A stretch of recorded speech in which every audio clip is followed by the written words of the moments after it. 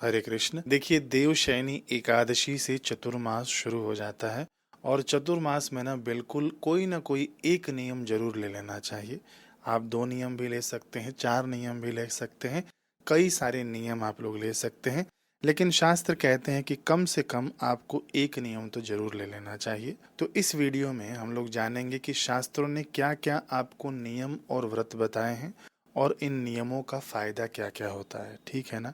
बाकी यहाँ पर हम शुरू करेंगे। बाकी शास्त्र यहाँ पर कहते हैं कि अस्य नित्यत्वम तत्रैवोक्तम वर्षिकांश चतुरो मासान वहयेत केन चिन्नरः व्रतेन नो चोदाप्नोति किल विषम वत्सरोद्भवम। इसका अर्थ है कि मनुष्य साल के 4 महीने को किसी न किसी व्रत से व्यतीत करे। जो व्रत से समय व्यतीत नहीं करता है वह साल भर के प्रादुर्भूत पापों को प्राप्त करता है ना। जो व्रत से समय नहीं व्यतीत करता है, इन 4 महीनों में कोई ना कोई व्रत नहीं लेता है, तो साल भर के पाप जो छोटे मोटे किए हो जाने में अनजाने में, वह सब उसको घेर लेते हैं। तो चतुर्मास में व्रत लेना, नियम लेना, ये बहुत ही पुण्य का कार्य है। देखिए, व्रत शब्द सुनकर आप ये मत समझना कि 4 महीने आपको उपवास ही करना है। नहीं नहीं, बहुत छोटे छोटे नियम बताए हैं। व्रत माने क्या होता है? व्रत यानी कोई चीज के लिए हम लोग दृढ़ निश्चय कर लें। हमने व्रत ले लिया, किसी ने ब्रह्मचर्य का व्रत ले लिया, किसी ने दूध नहीं पीने का व्रत ले लिया, किसी ने आदि आदि कोई व्रत ले लिया, इसको व्रत कहते हैं, ठीक है ना। उपवास अलग होता है जो निराहार रहा जाता है, समझ गए। तो यहाँ पर व्रत की बात हो रही है कि चतुर्मास में कोई ना कोई छोटा सा व्रत जरूर ले लेना चाहिए। यहाँ पर मैं आपको ना एक एक चीज बताते जाऊंगा जो शास्त्रों में लिखा हुआ है। उस हिसाब से आप इन चीजों में से चुन लेना कि आपको इसमें से एक व्रत लेना है कि 2 व्रत लेना है कि 4 लेना है कि 5 लेना है। उस हिसाब से मैं क्या है कि ना सब चीज़ें बता देता हूँ कि ये नहीं खाना चाहिए, ये करना चाहिए, वो करना चाहिए। तो लोग जो होशियार बनते हैं वो लोग कमेंट करते हैं तो आप ही बता दो हम क्या खाएं, आपने तो सब चीज़ मना ही कर दिया। तो महाराज, आपको 20 चीज़ें बताई गई हैं। इसका अर्थ ये नहीं है कि आप 20 के 20 चीज़ों को आप लोग फॉलो करें। नहीं, जितना आपसे सामर्थ्य हो सके उतने चीज़ों को आप लोग पालन कर सकते हैं, ठीक है। तो शुरू से हम लोग शुरू करते हैं। एक एक चीज़ मैं आपको बता रहा हूँ, ध्यान से सुनिएगा। जो आपको पसंद आए आप अपने नोट कर लीजिएगा। वर्णन आता है कि मधुरत्वम लभेद विद्वान पुरुषो गुणवर्जनात् तथैव संततिम दीर्घा तैलस्य वर्जनाद्यतः। इसका अर्थ है कि विद्वान पुरुष गुड़ का त्याग करने से मधुरता यानी सुरीलापन, सौम्यता, स्वभाव में सौम्यता है ना, प्राप्त करता है। इसी प्रकार तेल का त्याग करने से वंश की वृद्धि करने वाला संतान प्राप्त होता है। तो कौन से तेल का त्याग करें? आप जो भी तेल का त्याग करना चाहें, आप व्रत ले लेना कि मैं पूरे 4 महीने इस तेल को नहीं खाऊंगा, ठीक है ना, अथवा तो मैं गुड़ को नहीं खाऊंगा। ठीक है, व्रत लिया जाता है। कब लिया जाता है? ये ना देवशयनी एकादशी पर लिया जाता है। और मान लीजिए कि आपने वीडियो लेट देखा, देवशयनी एकादशी भी चली गई, चतुर्मास का 1 महीना बीत गया, 10 दिन बीत गया, 4 दिन लेट हो गया, 5 दिन लेट हो गया, तो भी आप लोग ये व्रत ले सकते हैं, ठीक है ना। कोई इसमें दिक्कत परेशानी नहीं है। कभी भी आप लोग व्रत ले लेना, लेकिन शुरुआत इसकी देवशयनी एकादशी से होती है। फिर आगे वर्णन आता है कि घृतस्य वर्जनाद विप्र सुंदरांग प्रजायते कटु तैल परित्यागी शत्रुनाश मवाप्नुयात। यहाँ पर तेल की भी विशेषता बताई गई है कि कटु तैल परित्यागी यानी सरसों के तेल का त्याग करने से शत्रुनाश मवाप्नुयात, शत्रुओं का नाश होता है। 4 महीने कोई सरसों का तेल नहीं खाने का नियम ले ले, है ना, तो इससे शत्रुओं का नाश कहा गया है। बाकी जो घी का त्याग करता है व्यक्ति, वह सुंदर अंगों वाला होता है। अब देखिए, मैं ना केवल आपको फटाफट बताते जाऊंगा क्योंकि ना ढेर सारा इसके अंदर शास्त्रों में श्लोक दिया गया है, बहुत सारा। तो मैं आपको यहाँ से फटाफट बता देता हूँ। देखिए, सुगंधित तेल का त्याग करने से अतुलनीय सौभाग्य मिलता है, ठीक है ना। सुगंधित तेल यानी जो भी सेंटेड परफ्यूम आदि है, उन सब की बात हो रही है यहाँ पे, इत्र आदि की भी बात हो रही है। और पुष्पों के भोग का त्याग करने वाला स्वर्ग में विद्याधर होता है। पुष्पों का भोग यानी पुष्पमाला पहनना, कईयों को शौक होता है ना, तो ये सब जो अपने लिए पुष्पों का उपयोग हो गया, पुष्पों का इत्र हो गया, इसका त्याग करने वाला स्वर्ग में विद्याधर होता है, ठीक है ना। जो मनुष्य इस दौरान यानी 4 महीने योगाभ्यास करता है वह ब्रह्म पद को प्राप्त करता है। कड़वा, खट्टा, मीठा, नमकीन, तीखा और कसैला, इन 6 रसों का जो त्याग करता है वह मनुष्य कुरूपता और दुर्गंध को प्राप्त नहीं होता। पान का त्याग करने वाला भोगी और सुरीले कंठ वाला होता है। मैं हर चीज यहाँ पर बताने वाला हूँ, जिससे जो लाभ होता है वह भी आप लोग सुन रहे हैं। जो आपको उचित लगे उसका आप लोग त्याग कर लीजिएगा। घी के त्याग से लावण्य मिलता है, यानी सुंदरता। शरीर सदा कांतिमान बना रहता है। फूलों का त्याग करने से मनुष्य बहुत सारे पुत्र वाला होता है। पलाश के पत्तों में भोजन करने वाला रूपवान होता है और भोगी होता है, यानी सब सामग्री, सब भोग साधन उसको धीरे धीरे उपलब्ध होते जाते हैं। और पलाश के पत्तों में भोजन करने वाला तेजस्वी होकर साक्षात धन का स्वामी हो जाता है। ठीक है, ये भी बहुत अच्छी महिमा है। दही और दूध का त्याग करने वाला मनुष्य गोलोक को प्राप्त होता है। जो मौन व्रत धारण करता है उसकी आज्ञा कभी निष्फल नहीं होती, ऐसा भी हमारे शास्त्रों में वर्णन मिलता है। धर्म में स्थित रहने वाला मनुष्य धर्मपुत्र बन जाता है, यानी वह धर्मराज को अति प्रिय होता है, वह उसका कृपा पात्र बन जाता है। ठीक, फिर आगे वर्णन आता है कि नमो नारायणायेति जप्त्वा शतगुण फलम एक एव सवै स्वर्गे विद्याधर पतिर्भवेत्। ओम नमो नारायणाय का जप करने से 100 गुना इसका फल बढ़ जाता है और वह व्यक्ति विद्याधरों का स्वामी बन जाता है। आगे वर्णन आता है कि मात्र स्नान करने से पुष्कर तीर्थ और गंगा स्नान का फल मिलता है। जो व्यक्ति सदा भूमि पर बैठकर भोजन करता है वह पृथ्वी का स्वामी यानी राजा होता है। देखिए, इस समय इस काल में भले ही आप न हो, लेकिन ये जो आपने कर्म किया है ना, वह देर सवेर आपको उस पद पर प्रतिष्ठित कर ही देता है। ठीक है ना, ये सृष्टि संकल्पमय है।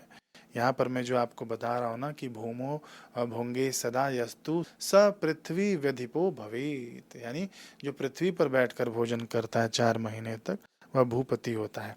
तो देखिए महाराज, कितना सरल सा साधन है, कितना सरल व्रत है कि हम पृथ्वी पर ही बैठकर भोजन करेंगे। पृथ्वी पर बैठकर भोजन करना, डायरेक्ट टाइल्स पर बैठकर भोजन करने की बात नहीं हो रही है यहाँ पर। जो हम लोग डाइनिंग टेबल पर बैठकर भोजन करते हैं वो नहीं करना है। पृथ्वी पर बैठना यानी आसन हो, कुछ बिछा हो, उसके ऊपर बैठकर आपको भोजन करना होता है। भगवान विष्णु के मंदिर में जो लीपने और बुहारने का काम करता है वह कल्प भर वैकुंठ में निवास करता है, इसमें संशय नहीं है। जी हाँ, विष्णुश्चैव गृहे कुर्याद उपलेपन मार्जनम। जो मंदिर हो भगवान का, गुरु जी का आश्रम हो, कोई संस्था हो, उसके अंदर जो सेवा करते हैं, झाड़ू बुहारी करते हैं अथवा तो किसी भी प्रकार की सेवा करते हैं, उनके लिए वैकुंठ का द्वार खुल जाता है। फिर आगे शास्त्र कहते हैं कि प्रदक्षिणाम च यः कुर्यात् शतमष्टोत्तरम नरः हंसयुक्त विमानेन दिव्येन सह गच्छति। जो मनुष्य 108 बार भगवान की परिक्रमा करता है वह हंसों से जुते हुए दिव्य विमान में बैठकर जाता है। भगवान की परिक्रमा यानी शालिग्राम भगवान हो गए, कोई प्राण प्रतिष्ठित मूर्ति है, चाहे शिवलिंग ही हो, चाहे किसी भी भगवान देवी देवता हो, 108 परिक्रमा कोई अच्छी अच्छी तिथियों पर आप कर लेना। या तो मैं कहता हूँ आप रोज 108 परिक्रमा का नियम ले लीजिए, चाहे बड़दादा हो, चाहे किसी भगवान की मूर्ति हो, 108 परिक्रमा पूरे चतुर्मास भर हमको करना है। ठीक है ना, तो इससे शास्त्र कहते हैं कि वह हंसों से जुते हुए दिव्य विमान में बैठकर जाता है। जो शास्त्र में लिखा है वही मैं आपको बता रहा हूँ कि हंस युक्त विमानेन दिव्येन सह गच्छति। ठीक आगे शास्त्र कहते हैं कि गीत वाद्य करो विष्णुर गंधर्व लोकमाप्नुयात, यानी विष्णु मंदिर में गीत गाने और वाद्य बजाने वाला गंधर्व लोक को प्राप्त होता है। पंचगव्य का सेवन करने वाला विद्वान चांद्रायण व्रत का फल प्राप्त करता है। पंचगव्य कई लोगों को नहीं पता होगा। पंचगव्य ना गौमूत्र, गोबर, घी और दही और दूध होता है शायद, है ना। इसको मिलाकर, गाय के 5 चीजों को मिलाकर पंचगव्य बनता है। यह बड़ी ही दिव्य औषधि हमारे आयुर्वेद शास्त्रों में मानी गई है। हड्डियों तक के रोग को खत्म तो करती ही है, साथ में पापों को भी भस्म करने का इसमें ताकत होता है। लेकिन देशी वेद लक्षणा गौ का ही ये द्रव्य उपयोग करना चाहिए। यहाँ पर शास्त्र कहते हैं कि पंचगव्य का सेवन करने वाला विद्वान चांद्रायण व्रत करने का फल प्राप्त करता है। ठीक है, मैं आपको हर चीज बता रहा हूँ, जो अच्छा लगे आप लिख लेना और उसको कर लेना, नहीं तो वीडियो दोबारा भी सुन लेना। फिर आगे शास्त्रों में वर्णन आता है कि जो नित्य शास्त्रों की चर्चा से लोगों को ज्ञान देता है वह भगवान विष्णु के समान व्यास रूप हो जाता है और अंततः विष्णु पद प्राप्त कर लेता है। फिर आगे वर्णन आता है कि तुलसी दल पूजाम तु कृत्वा विष्णु पुरम व्रजेत कृत्वा प्रोक्षणम दिव्यम स्नानम अप्सरसाम लभेत। इसका अर्थ है कि तुलसी के पत्तों से भगवान की पूजा करके मनुष्य विष्णु लोक जाता है। ठीक है ना। मंदिर में मार्जन यानी जल छिड़कने का कार्य करने से अप्सराओं का दिव्य स्थान प्राप्त होता है। तो तुलसी दल से रोज भगवान की हम पूजा कर सकते हैं। ठीक है ना। इससे क्या होता है कि विष्णु लोक को व्यक्ति जाता है। अब यहाँ पर ना आप लोगों का प्रश्न होगा कि महाराज तुलसी दल तो रोज नहीं तोड़ा जाता है, तो हम रोज कैसे 4 महीने भगवान की पूजा तुलसी पत्र से कर सकते हैं। तो सबसे पहले मैं आपको बता दूं तो तुलसी मैया बासी नहीं होती हैं। पहले की भी तुलसी जी आपने रखी हुई है कहीं तो उसको भी अर्पित कर सकते हैं। चढ़ाई हुई तुलसी भगवान को उतार लेना, फिर भगवान को स्नान आदि करा देना, फिर वही तुलसी आप चढ़ा देना। ये तुलसी कभी बासी नहीं होती, भगवान उतने ही प्रसन्न होते हैं। ठीक है ना। सूखी हुई तुलसी महाराज तुलसी की लकड़ी तक चढ़ा देंगे तो भी भगवान प्रसन्न हो जाते हैं। यहाँ तक कि आपके पास कुछ भी नहीं है, तुलसी मैया सूख गई हैं और फिर जो गमले की मिट्टी होती है ना उस मिट्टी को भी आप भगवान को अर्पित कर देते हैं तो भी भगवान प्रसन्न हो जाते हैं।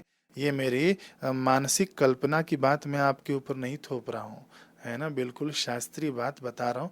इसके ऊपर मैं अच्छे से एक वीडियो भी बना दूंगा, शायद बना हुआ भी है, तो इसके ऊपर देख लेना कि तुलसी की मिट्टी भी भगवान को अति प्रिय होती है ना। तुलसी की मिट्टी कोई तिलक करे तो उसका सौभाग्य बढ़ता है।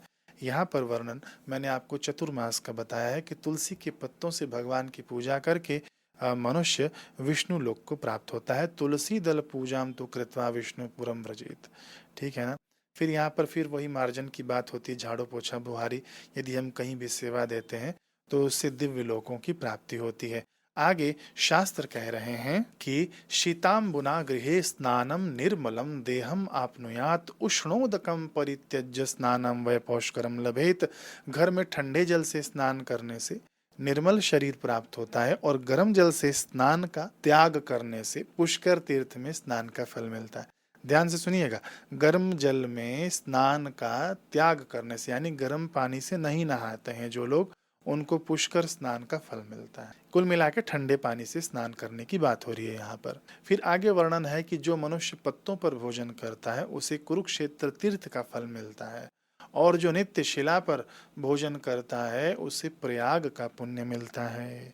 पत्रेषु यो नरो भोंगे कुरुक्षेत्र फलम लभेत। ठीक है ना। तो पत्तों पर भोजन यानी पलाश का पत्ता हो गया, कमल का पत्ता हो गया, पूरे पत्ते के ऊपर मैंने वीडियो बना रखा है, आप लोग देख लेना, है ना। 3 पत्ते ही हमारा भाग्य बदल सकते हैं, शायद ऐसे ही कुछ टाइटल है, पिछले साल का वीडियो है, देख लेना आप लोग। चतुर्मास में ही ये पत्तों पर भोजन की खूब महिमा बढ़ जाती है। फिर आगे वर्णन आता है कि दिन त्रय जल त्यागी न रोग हो परिभूयते। इसका अर्थ होता है कि 3 दिन तक दिन त्रय जल त्यागी न रोग है परिभूयते। 3 दिन तक जल का त्याग करने वाला रोगों से पीड़ित नहीं होता। ठीक है। तो ये नियम तो बड़ा ही कठिन है, आप लोग करना चाहें तो करें, आपके शरीर के स्वास्थ्य के अनुसार इसे जो लोग करना चाहें कर सकते हैं। आगे वर्णन आता है कि कांस्य पात्रम परित्यज्य शेष पात्रम उपाचरेत अलाभो सर्वत्र पात्राणाम मृणमयम पात्रमुत्तमम। इसका अर्थ है कि कांसे के बर्तन का त्याग करके अन्य पात्रों का उपयोग करना चाहिए। कांसे का बर्तन आपके घर में होगा तो उसमें खाना नहीं खाना 4 महीने तक। सभी पात्रों के अभाव में मिट्टी का बर्तन सबसे उत्तम माना गया है। कहीं कहीं पर न चतुर्मास में तांबे के पात्र में भी जल पीना आदि का मनाही किया गया है। ठीक है ना। आगे वर्णन आता है कि स्वयं तोड़े हुए अथवा बनाए गए पलाश के पत्तों में जो भोजन करता है अथवा जो पूरे 1 वर्ष तक अग्निहोत्र करता है, अग्निहोत्र यानी हवन आदि जो करता है, ठीक है ना, वह पलाश के पत्तों में भोजन करना उस अग्निहोत्र के समान ही पुण्यदायी है। ठीक है। आप पलाश के बत्तल में भोजन करिए अथवा तो 1 वर्ष तक अग्निहोत्र करिए, हवन करिए, वह एक समान माना गया है। पलाश को ब्रह्म वृक्ष भी कहते हैं। इसके पत्तों में भोजन करना चांद्रायण व्रत के समान कहा गया है। ये पलाश का पत्ता ना, ये जंगली पौधा होता है पलाश का पत्ता। ठीक है ना। जो फूल आदि जो बेचते हैं उनसे आप लोग पूछेंगे ना तो एक पलाश का पत्ता आपको दे देंगे वे लोग। वैसे पलाश के पत्ते के ऊपर मैंने वीडियो पहले बना रखा है, हो सकेगा तो अलग से भी वीडियो बना दूंगा। एक आप स्टील की थाली में खाना खाते हैं तो आप स्टील की थाली ही लेना, उसके अंदर एक पलाश का पत्ता रख देना, छोटा हो बड़ा हो कैसा भी हो चल जाएगा। पलाश का पत्ता आपने रख दिया, फिर उसके अंदर आप लोग भोजन ले लेना, भोजन आप लोग कर लेना, फिर उसके बाद उस पलाश के पत्ते को फेंक देना। अब देखिए जैसे कि आप ना दक्षिण भारत की ओर जाएंगे तो वे लोग सीधा केले के पत्ते पर हमको भोजन देते हैं, अथवा तो कई स्टील का बर्तन होता है उसके ऊपर केले का पत्ता बिछा देते हैं, उसके ऊपर भोजन देते हैं। तो बिल्कुल ऐसे ही आपको भी करना है। यदि आपके पास पलाश का पत्तल उपलब्ध हो, मिलता है मार्केट में, पलाश के बने बनाए पत्तल भी मिलते हैं ना, वह उपलब्ध हो तो उसके अंदर आप भोजन करना। अथवा तो जो इस बर्तन में आप भोजन करते हो उसमें पलाश का एक पत्ता रख देना, भोजन करना। आपके आसपास वाले जो फूल बेचते हो ना, उनसे आप पता कर लेना कि पलाश का पत्ता रोज एक पत्ता तो दे ही दिया करे। यदि आप 2 टाइम भोजन करते हैं तो 2 पत्ते दिन के मांग लेना, उससे दे देगा वो। बाकी उसके अंदर आप भोजन करना, तो खूब सारी महिमा है इसके अंदर, ठीक है ना। चांद्रायण व्रत आपका संपन्न हो जाता है। चांद्रायण व्रत करने जाएं तो पूरा 1 महीना लग जाएगा, लेकिन एक दिन आप पलाश के पत्ते में भोजन करते हैं तो वही पुण्य फल आपको मिल जाता है। तो 4 महीने का ये नियम भी आप लोग ले सकते हैं, सबसे सर्वोत्तम नियम माना गया है। बाकी अगला व्रत है जो शास्त्र हमको बता रहे हैं कि दूसरे की निंदा नहीं करना चाहिए हमको, ये भी व्रत है, ठीक है ना। 4 महीने के लिए ये व्रत आप लोग ले लेना। कई लोगों को क्या होता है ना कि दूसरों की निंदा सुनने में खूब मजा आता है, दूसरों की निंदा करने में खूब रस मिलता है ना, खूब आनंद आता है। अरे घंटों तक लोग निंदा करते रहते हैं। यहाँ पर हमारे शास्त्र कह रहे हैं कि निंदाम कुर्वन्ति विप्रेंद्र जनानाम पुण्य कर्मणाम निंदया लभते दुखम यावद आभूत संप्लवम। इसका अर्थ है कि पुण्य कर्म करने वाले लोगों की निंदा करते हैं, ऐसी निंदा करने से प्रलय काल तक वे दुख ही पाते हैं। हम तो कहते हैं कि पुण्य कर्म करने वालों की भी निंदा आप ना करें और बुरे कर्म करने वालों की भी निंदा आप ना करें, ठीक है ना। निंदा स्तुति से आप लोग बचें, लोगों की निंदा किसी की हम किसी से भूल कर भी ना करें, ये सूत्र अपने जीवन में आप ले आए। 4 महीने हम किसी की निंदा नहीं करेंगे, ये व्रत भी आप लोग लेकर देख लीजिए, है ना। फिर आगे वर्णन आता है कि कलयुग में तरह तरह के धर्म प्राखंड प्रचलित हो जाएंगे, इसलिए धर्म अर्थ काम और मोक्ष देने वाला यह सनातन धर्म संसार में दुर्लभ है। ये जो मैं आपको बता रहा हूँ ना, ये सभी लोगों के तक नहीं पहुंच पाने वाला है, ऐसे शास्त्र बता रहे हैं। ये जो धर्म लिखा गया है इसके अंदर, ये सभी लोग इसका पालन नहीं कर पाएंगे। जो भी मनुष्य पृथ्वी पर भूमि पर शयन करता है वह 10,000 वर्षों तक रोगों से पीड़ित नहीं होता। देखिए शास्त्र कह रहे हैं कि भूमिशायी भवेद्यस्तु नरः को अपि महीतले 10 वर्ष सहस्राणि न रोग है परिपीड्यते। इसका अर्थ यह नहीं कि शरीर में कोई बीमारी ही नहीं होगी, इसका अर्थ ये नहीं होता है, ठीक है ना। रोग एक ना भव रोग भी होता है, ठीक है ना। बड़े बड़े रोग हैं, ये तो शरीर तो आदि व्याधियों से घिरा ही रहेगा। शरीर की बनावट ही ऐसी है, प्रकृति ने इसको बनाया ही ऐसे है कि कोई ना कोई रोग इसके अंदर रहता ही रहता है, ठीक है ना। तो अपने आप को शरीर न माने, अपने आप को ममैवांशो जीवलोके, अपने आप को भगवान का सनातन अंश माने। यहाँ पर जो 10,000 वर्षों तक रोग की पीड़ा नहीं होती, इसका अर्थ है कि वह ना निरोग रह जाता है ना। जो जो देखूं सो सो रोगी, रोग रहित मेरे सदगुरु जोगी। ये है तो रोग रहित मेरे सदगुरु जोगी, यानी जो गुरु जी, यानी जो सदगुरु जो अपने स्व में प्रतिष्ठित होते हैं। वंदे कृष्णम जगत गुरु, जो कृष्ण भगवान गुरु पद में प्रतिष्ठित हैं, जो गीता का ज्ञान अर्जुन को देते हैं कि निर्दुख हो जाओ, वही निर्दुखता ये आपके जीवन में आ जाएगा, आप ना निर्दुखता की ओर बढ़ जाएंगे। तो महाराज इस बात को आप लोग ठीक से समझिएगा। पूरे 4 महीने पृथ्वी पर शयन करने का भी नियम ले सकते हैं। पृथ्वी पर शयन करना क्या होता है कि सीधे जमीन पर सो गए, सीधे टाइल्स पर सो गए, सीधे जो भी आपके पत्थरों पे सो गए, नहीं, ऐसा नहीं होना चाहिए। गद्दा मत लगाना, बाकी एक चटाई बिछा लेना, थोड़ा सा और कुछ मतलब कपड़े आदि बिछा लेना, उसके ऊपर आप सो रहना। पलंग पर नहीं सोया जाता है, गद्दों पर नहीं सोया जाता है, ठीक है ना। अब जिनको तकलीफ हो कमर आदि की, जो बुजुर्ग हों, उनके लिए ये नियम नहीं है, आप कोई दूसरा नियम ले लेना। बाकी मैं तो हमेशा ही नीचे ही मेरा बिस्तर लगता है, बाकी ऊपर ना खाट पे ना पलंग पे, मुझे इसकी आदत ही नहीं है। मेरा हमेशा 12 मास ऐसे ही चलता है। आगे शास्त्र वर्णन करते हैं कि जो मनुष्य केवल रात में भोजन करता है उसे तीर्थ यात्रा का फल मिलता है। यहाँ पर न नक्त व्रत की बात हो रही है। नक्त व्रत क्या होता है महाराज, कि पूरे दिन भर ना हम लोग कुछ फल का आहार ले लेते हैं, है ना, उपवास का कुछ खा पी लेते हैं।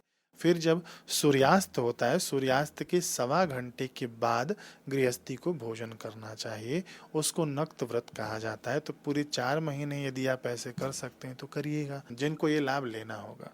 फिर आगे वर्णन आता है कि अयाचितेन चापनोति वापि कूप क्रिया फलम। अयाचित यानी बिना मांगे जो कुछ मिल जाए, अयाचित व्रत इसी को कहते हैं, कि हम किसी से मांगने नहीं जाएंगे। भगवान किसी को प्रेरणा करेगा, आके दे देगा। वो 2 रोटी दे तो 2 रोटी हम खा के संतुष्ट हो जाएंगे, 4 रोटी दे तो 4 रोटी खा के हम संतुष्ट हो जाएंगे, आधी रोटी देकर जाए तो आधी रोटी खाकर हम संतुष्ट हो जाएंगे। इसको अयाचित व्रत कहते हैं, ठीक है ना। तो यहीं पर शास्त्र वर्णन कहते हैं कि अयाचितेन चापनोति वापि कूप क्रिया फलम, यानी बिना मांगे जो कुछ मिल जाए उसी से निर्वाह करने वाला बावड़ी और कुआं बनाने का फल प्राप्त कर लेता है ना। 4 महीने तक हम अयाचित व्रत रहेंगे। ऐसे भी लोग रहे हैं। जो प्राणी मात्र से द्रोह छोड़ देता है और हिंसा से विमुख हो जाता है, अहिंसा परम धर्म है, ऐसा वेदों में गाया गया है। दान दया और इंद्रिय दमन ही श्रेष्ठ है, ऐसा मैंने सब जगह सुना है, ऐसे भगवान बता रहे हैं। इसलिए महान लोगों को भी सभी प्रयत्नों से ऐसा ही करना चाहिए। यानी इसका भी व्रत आप लोग ले सकते हैं। दया दिखाएं हम, है ना, प्राणियों के लिए। हम अहिंसा का व्रत ले लें कि हम झगड़ा झंझट नहीं करेंगे ये 4 महीने, भले ही कैसी भी विपरीत परिस्थितियां क्यों ना आ जाएं, है ना। फिर उसके बाद दान करेंगे हम लोग, है ना। दान, दान में आपके पास जो भी भगवान ने सामर्थ्य दिया है, जो आप लोग 4 महीने तक नित्य दान कर सकते हैं, ऐसे दान का आप लोग व्रत ले लेना। इंद्रिय दमन यानी ब्रह्मचर्य का पालन हम लोग करेंगे 4 महीने। ये सब चीजें यहाँ पर व्रत के रूप में बताई गई हैं शास्त्रों के माध्यम से।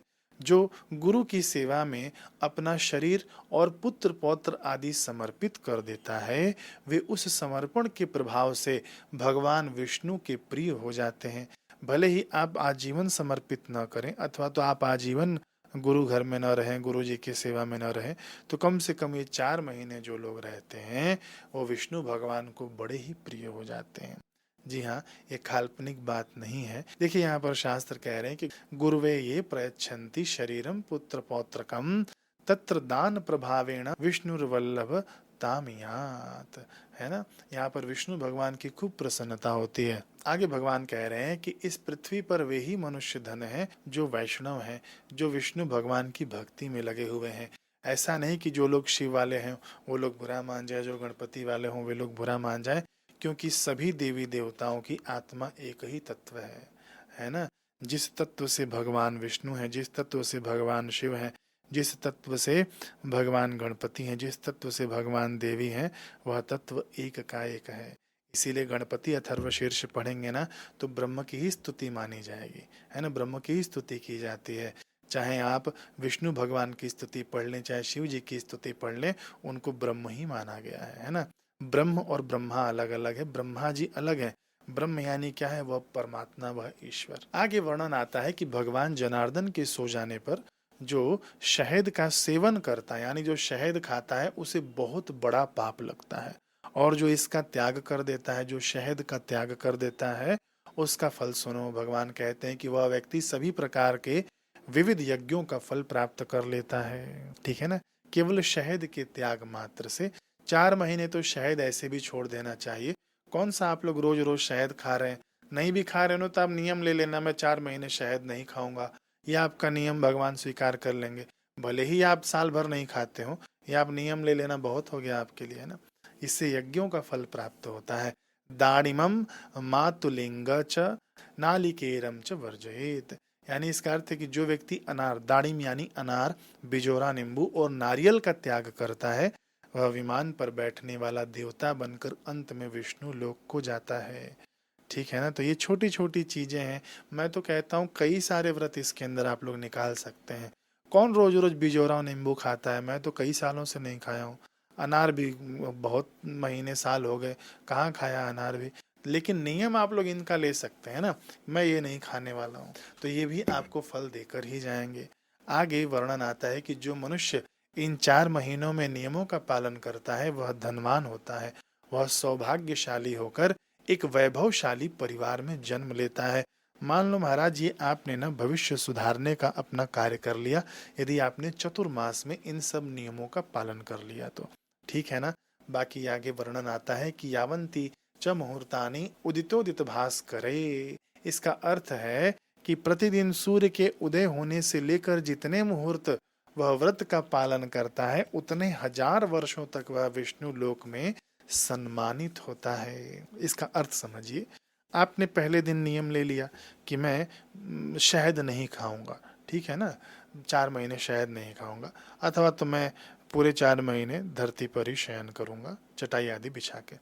फिर वह नियम आपने तो ले लिया, फिर उसके बाद यहाँ पर शास्त्र कह रहे हैं कि सूर्योदय होता है ना, अगला दिन जब आएगा फिर अगला दिन आता है, रोज नया नया दिन आता है, तो रोज दिन का नया नया सूर्योदय होता है। सूर्योदय होने से जितना मुहूर्त बीतता जाता है उतने हजार वर्षों तक विष्णु लोक में आपको प्रतिष्ठित होने का फल मिलता है, जो पूरा नियम निष्ठा से 4 महीने व्रतों का पालन कर लेता है। तो ये नहीं कि आपने अभी नियम लिया 2 दिन किया फिर छोड़ दिया, नहीं, उसको ये फल नहीं है।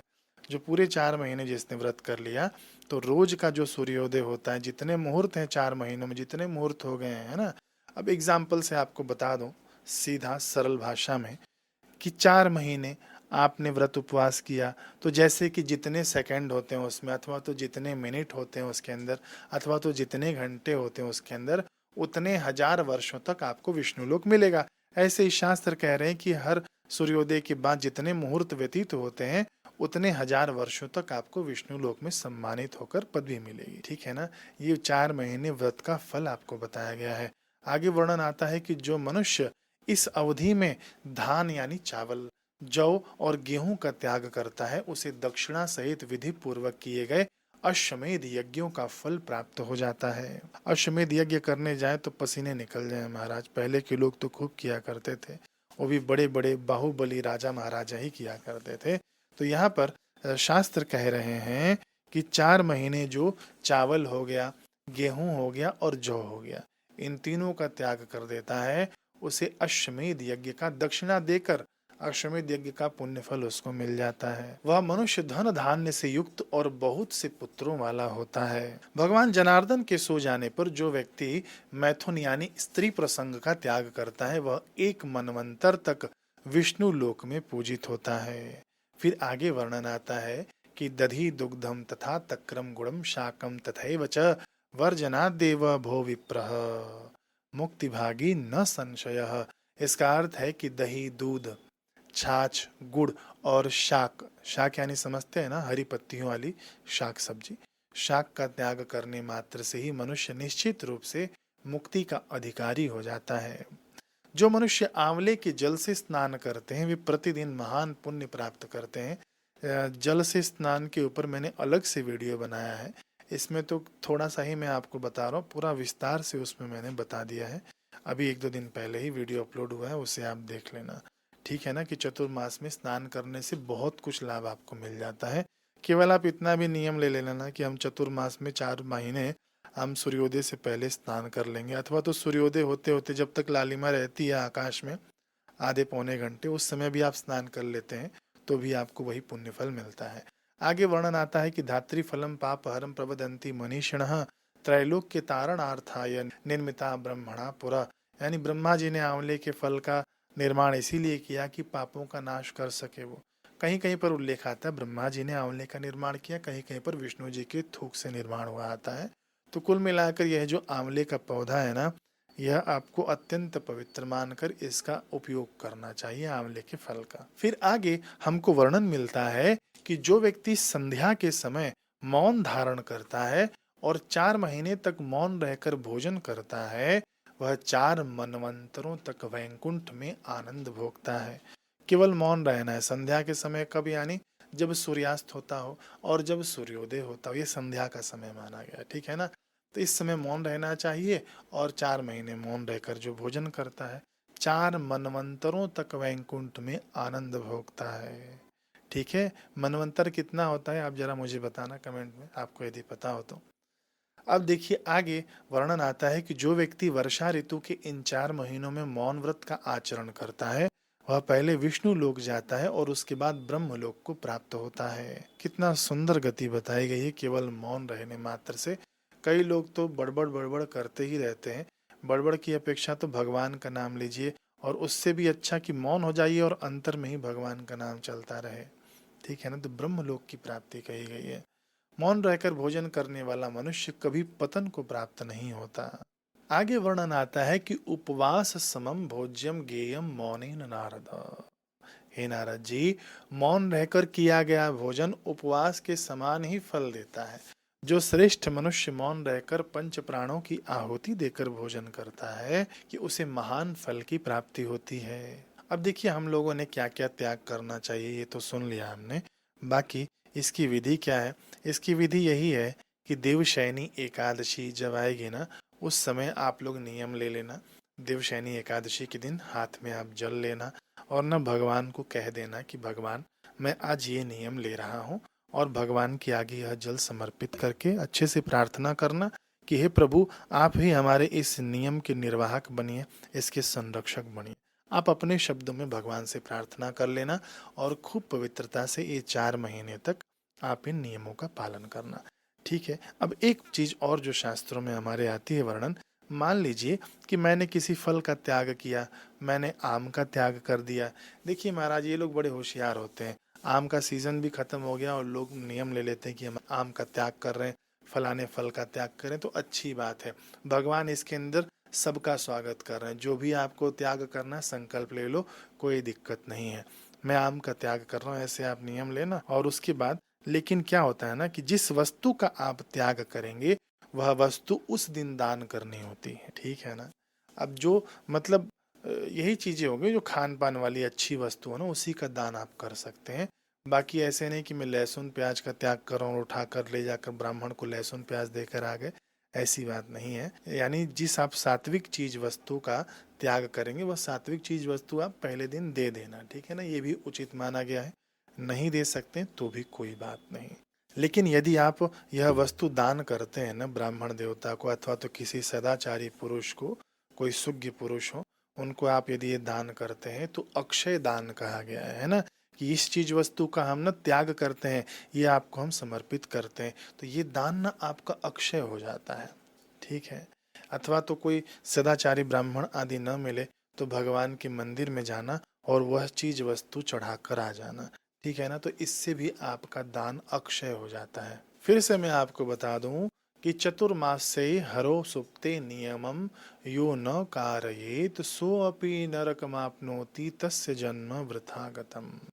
चतुर्मास में भगवान श्री हरि के सोने पर जो मनुष्य कोई व्रत या नियम नहीं करता वह नरक को प्राप्त होता है, उसका जन्म व्यर्थ है ना, उसका जन्म वृथा है। आगे वर्णन आता है कि अपनी शक्ति के अनुसार नियमों और दानों के द्वारा संतुष्ट करना चाहिए।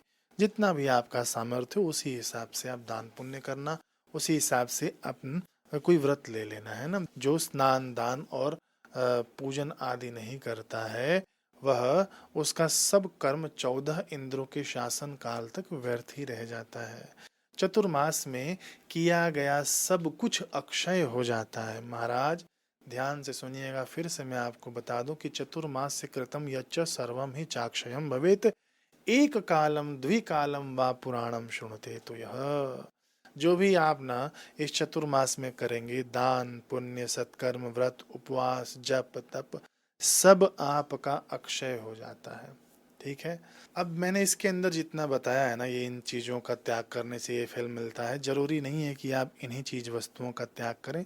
कुछ भी आप चीज वस्तु का त्याग कर सकते हैं। कोई बुरी आदत हो आपके अंदर तो भगवान मैं बुरी आदत का त्याग करता हूँ ये 4 महीने, है ना। कुछ भी किसी भी चीज का आप लोग त्याग करने का व्रत ले सकते हैं। नक्त व्रत तो मैंने बताया ही आपको। शास्त्रों में कहीं कहीं पे उड़द की दालों का भी वर्णन आता है, हम दाल नहीं खाएंगे 4 महीने, ऐसे भी आप लोग व्रत ले सकते हैं। फलों का त्याग तो मैंने बता ही दिया है। भूमि शयन का नियम भी आपको बता दिया, नित्य स्नान का भी नियम बता दिया है। एक चीज रह गया आपको बताना कि दीप दान, है ना, कि हम दीप दान करेंगे 4 महीने तक। कहाँ करें? तुलसी जी के पास करिए, अपने दरवाजे के गेट के बाहर करिए, पीपल के पास करिए, आंवले के वृक्ष के पास, शमी वृक्ष के पास, कहीं कुछ वृक्ष आदि नहीं मिले आपको तो हम अपने पूजा घर के मंदिर में ही शाम को दीपदान करेंगे। दीपदान शाम को किया जाता है, सुबह में मत पूछना आप लोग। ठीक है, तो बहुत सारी चीज़ें यहाँ पर मैंने आपको बता दी हैं। फिर भी और भी एक दो वीडियो आ जाएगा ये चतुर्मास के ऊपर, उसे भी आप लोग देख लेना, है ना। इन नियमों में से कोई ना कोई एक नियम जरूर लेना। कौन सा नियम आप लोग ले रहे हैं मुझे आप कमेंट में ज़रूर बताइएगा, अच्छा लगेगा मुझे पढ़ के। इस वीडियो का खास करके कमेंट में ज़रूर पढ़ूंगा।